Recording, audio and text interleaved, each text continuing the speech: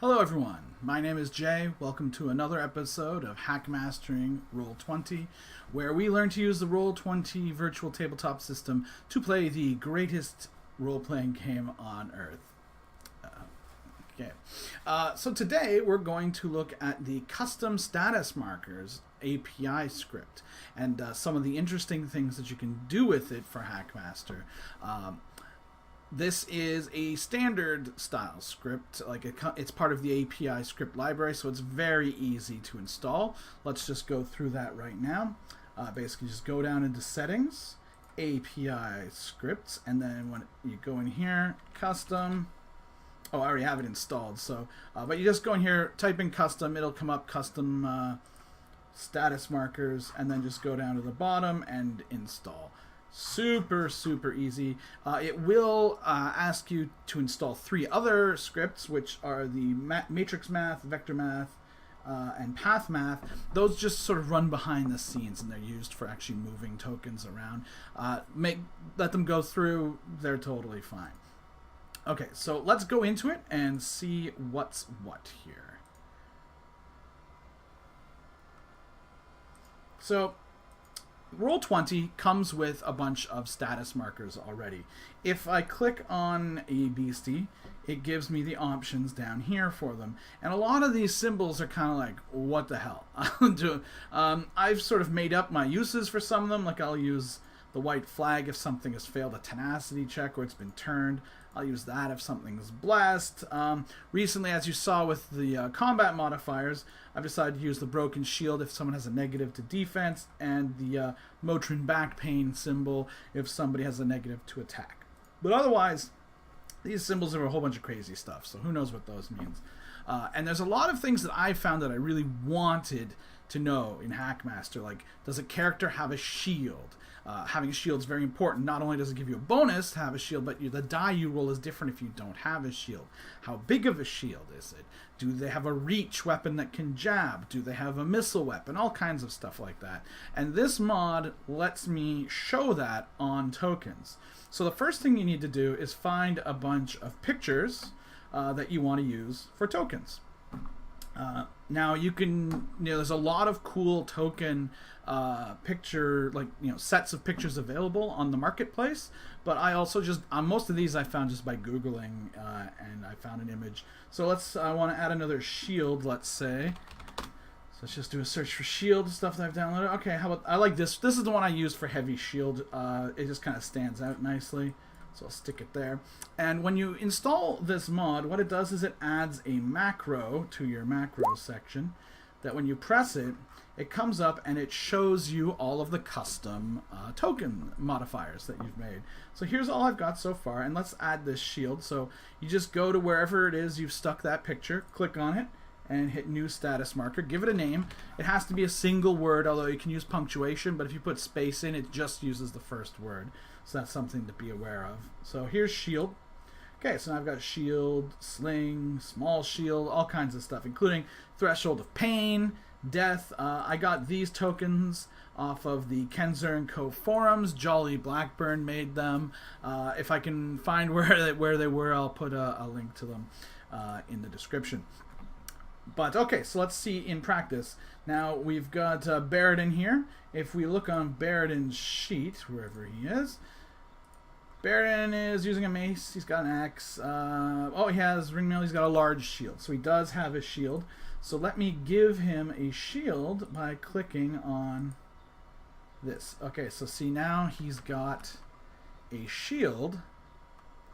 And when I move, whenever the Baradin token is moved, the shield moves with it. It's a little delayed there, but it does move with him. So that way I can automatically tell just by looking at the token, hey, he's got a shield. I know which dice to use. Let's take Stig over here.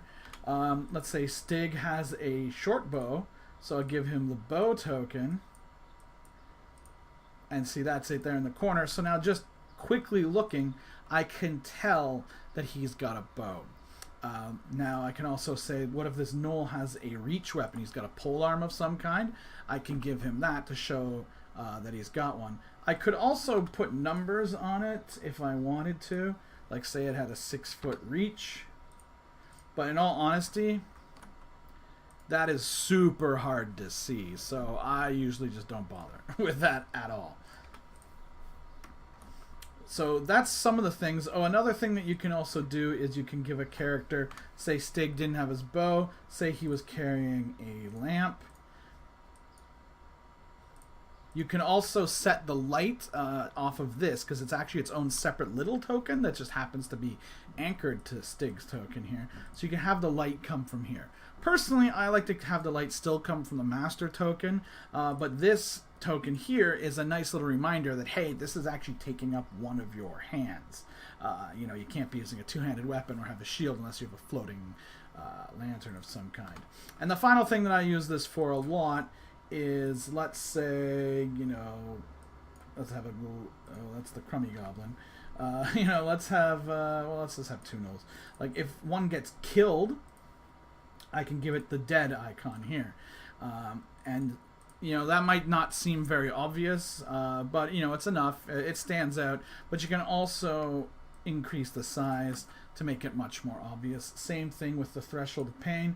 If this creature failed a threshold of pain check, I do that. Now it's super obvious to everybody and to myself. And again, you could put the number on there, but it's really not worth the trouble. I did press Alt to change the size because I'm on a grid, otherwise it would snap. One other thing is that when something has multiple tokens on it, you'll see that they get kind of moved to the side.